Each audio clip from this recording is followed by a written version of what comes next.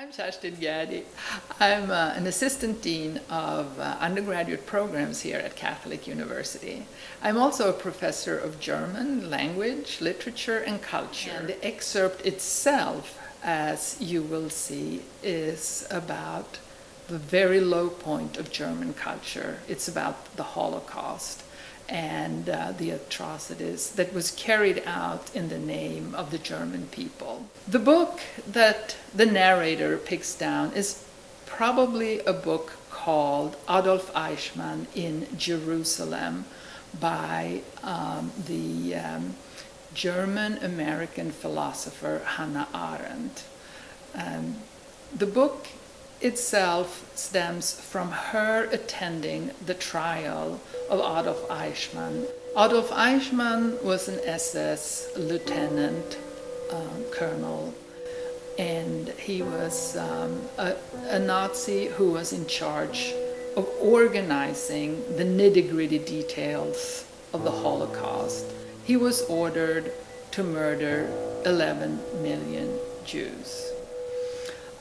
Adolf Eichmann managed to escape after the war, and he ended up in Argentina, where he lived under a false name until 1960. In the trial that Hannah Arendt documents in many articles that she wrote for the New Yorker magazine, his line of defense was, "I just followed orders. I had been told to carry out the murder of the Jewish population of Europe, and I followed orders. I did not kill anybody with my own hands. I just did the logistics of this, of the Holocaust." This line of defense was not successful. Eichmann was sentenced by the 3 judges to death, and he was executed in 1962. This past spring, I taught a course called Literature and Film During the Third Reich. But in this course, we are discussing exactly these questions. How is it possible?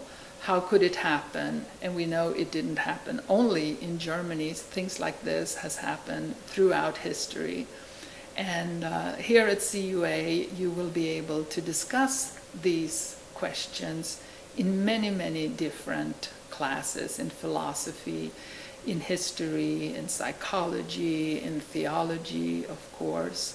And I think it will be questions that touches on the human predicament and what we as individuals have to do to stay on the right course, to stay moral being, even if situations around us are not always of that, are not always living up to those moral demands that we have as human beings.